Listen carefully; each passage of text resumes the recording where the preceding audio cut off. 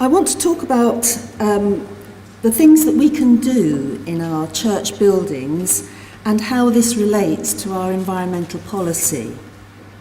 And it's worth reflecting on why we have an environmental policy or why we actually need one. So if we just think about things, God created the world and he created us. And our lives are linked to our natural world for the air we breathe, the water we drink, the food we eat. And God has appointed us to be stewards of life on earth and to care for creation. Unfortunately, our actions are having a devastating effect or a devastating impact on the planet. And the biggest is global warming. Human-induced climate change affects us all. We see spring coming earlier each year.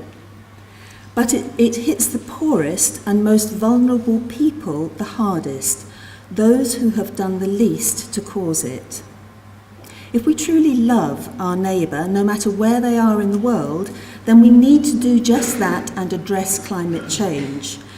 The problem can feel overwhelming, but we can all, as individuals and churches, do something about it. And I'll just touch on that at the end. A statement of commitment, thinking about our policy, is the most fundamental part of a policy. And what we do, we state that we are committed to the fifth mark of mission, to strive to safeguard the integrity of creation and sustain and renew life on earth. To honour our God-given vocation to care for creation. And lastly, making sure that our actions are well informed in terms of their effects on other people and the environment. And making our buildings more eco-friendly is a way of demonstrating this commitment. In support of our commitment, we're guided by three principles used by Operation Noah.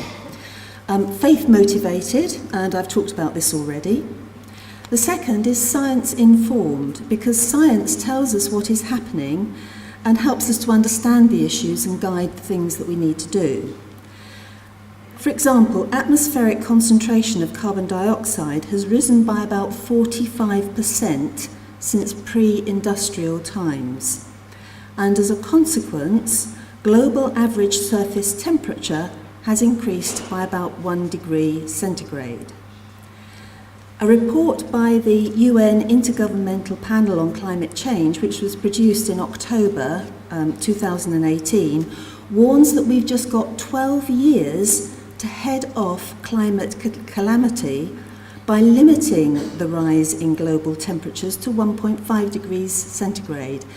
And it warns that we just have 12 years to do this in. So that's our challenge. The last principle is that we're hope-inspired. Climate change is one of the biggest issues confronting humanity. Hope motivates us to take action that can lead to transformation. So we've got a big need to take action. So what we can do in practice is comply with environmental legislation. Legislation is there for a reason. We can take action to address environmental issues, particularly climate change, for example, by reducing our carbon emissions, and we can think about how we can do that with our buildings. We can minimise our use of finite resources, which includes water, and using as far as possible renewable or recycled resources. Minimising waste, including avoiding the use of disposable plastics, and applying the principles of reduce, reuse, recycle. And we can just sort of think about this when we're serving tea and coffee after the services.